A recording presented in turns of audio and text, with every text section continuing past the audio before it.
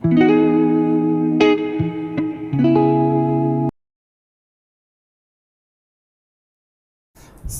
people travel from one place to another. Ananya, अभ्यास झाला का तुझा? नाही आजी करतीये. जेवायला काय बनवलंयस? मी आता बाजारातनं बटाटे आणले, त्याचं काय बनवूया आपण?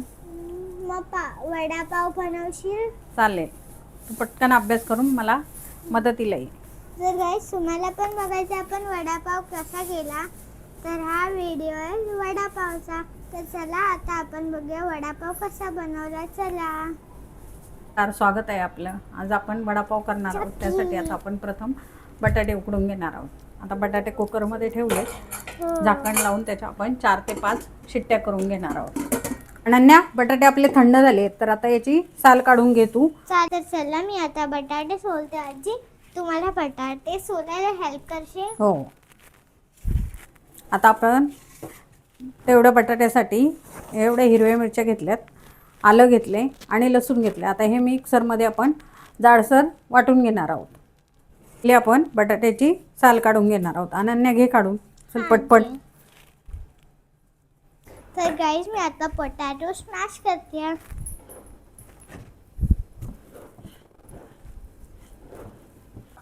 आता हे वाटण आपण वाटून घेतले भाजीसाठी. आता आपण ते फोडणी करून घेणार आहोत. आता फोडणीचं तेल आपलं गरम झाले. आता आपण त्यामध्ये मोहरी टाकणार आहोत. मोहरी तडतडली की जिरं टाकून घेणार आहोत. त्यामध्ये आता आपण कढीपत्ता टाकणार आहोत. कढीपत्ता मी बारीक असा कापून, आता हा हातावर चोळून मी ओवा टाकला आहे त्यामध्ये. आता त्यामध्ये थोडासा पाव चमचा हिंग टाकायचा आहे. आता यामध्ये हळद टाकायची अर्धा चमचा, थोडीशी कोथिंबीर टाकायची आणि यामध्ये आता ही मिरची आपल्याला टाकून घ्यायची. मिरची टाकून फ्राय करून घ्यायचं आहे. आणि आता ही फोडणी आपण बटाट्यावर टाकणार आहोत. मिरची व्यवस्थित फ्राय करायची म्हणजे कच्ची लागत नाही. तर आता हे व्यवस्थित फ्राय करून घ्यायचं. आजी माझा पोटॅटो स्मॅश झाला. अहो, आता मी त्यामध्ये फोडणी टाकते. तू हात काढ बाजूला आणि ते हे पण काढ. ओके. चला, आता आपण ही फोडणी बटाट्यावर टाकून घेणार आहे.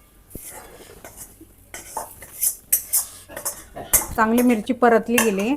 आता हे सगळं मिक्स करून घ्यायचं आहे. आता आपण याच्यामध्ये थोडीशी साखर टाकून घेणार आहे आणि चवीप्रमाणे मीठ टाकणार आहे. कोथिंबीर टाकणार आहे आणि हे सगळं आता आपण मिक्स करून घेणार आहे. आता हे सगळं हातानेच आपल्याला व्यवस्थित मिक्स करून घ्यायचं आहे. फोडी जाड जाड आहेत त्या फोडून घ्यायच्यात, म्हणजे मग पारी करताना व्यवस्थित करता येते. तर आता मी हे सगळं मिक्स करून घेणार आहे. आता ही सगळी बटाट्याची भाजी व्यवस्थित मिक्स करून झाली. आता आपण ह्या अशा पाऱ्या करून घेणार आहोत वडे तळण्यासाठी. तर आता मी सगळ्या पाऱ्या अशाच बनवून घेणार आहे आणि नंतर वडे तळणार आहे. मी अशा केल्यात, तुम्ही गोलही करू शकता, म्हणजे असे गोळे पण करू शकता. तसा पण वडापाव करतात. मी अशा गोल केल्यात, तुम्ही गोलही करू शकता.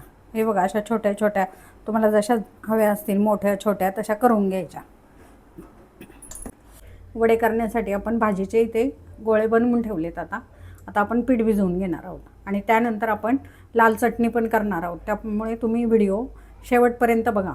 महाराष्ट्राचा हा प्रसिद्ध वडापाव मी स्टेप बाय स्टेप तुम्हाला सगळं सांगितले, त्यामुळे तुम्ही व्हिडिओ पूर्ण बघा. इथे आपण चण्याच्या डाळीचं पीठ म्हणजे बेसन पीठ घेतले.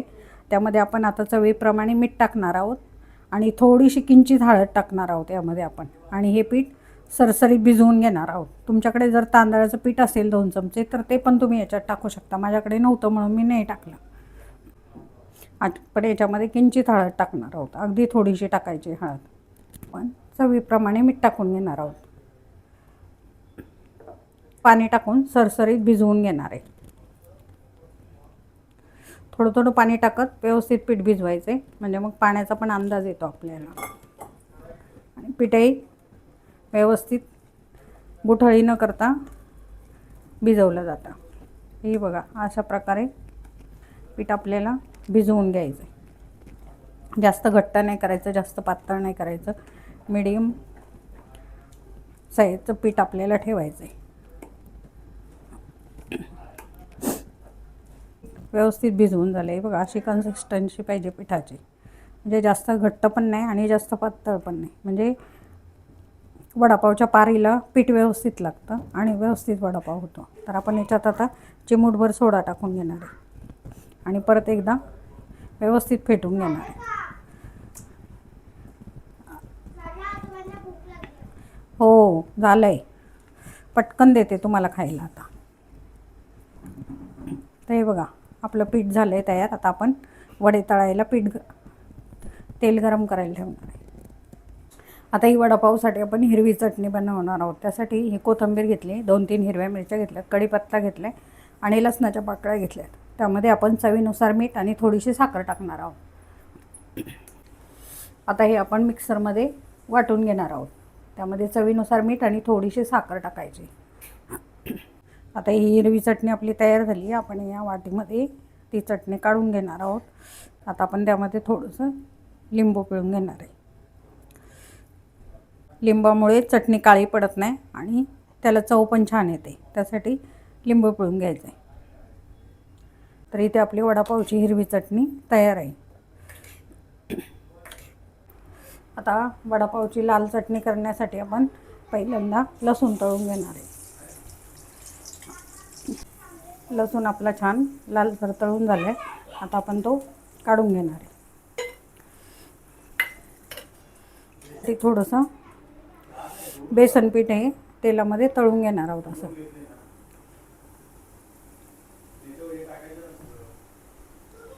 पण असं टाकून घेतले. आता हे लालसर तळून घ्यायचं, एकदम कुरकुरीत करून घ्यायचं हे आपल्याला चटणीसाठी. तर आता आपण हे एकदम कुरकुरीत करून घेणार आहोत.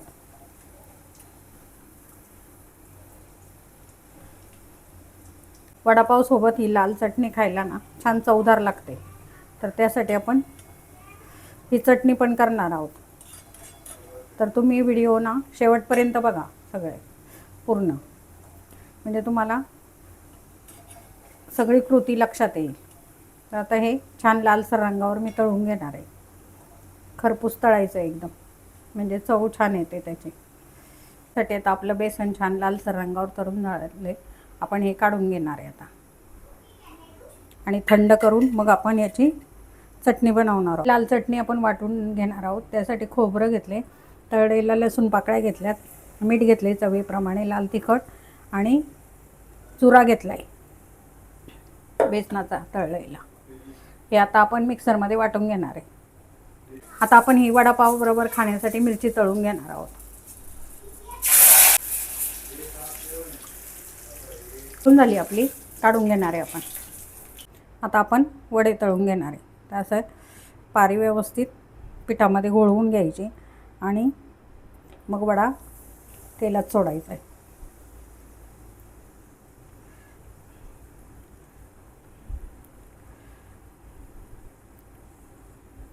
आता आपण असेच सगळे वडे तळून घेणार आहे.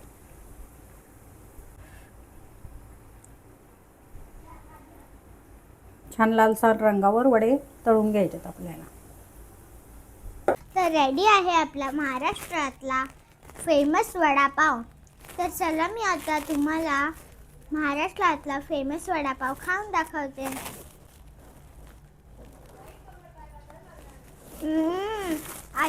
आई, महाराष्ट्रातला फेमस वडापाव किती मस्त बनलाय.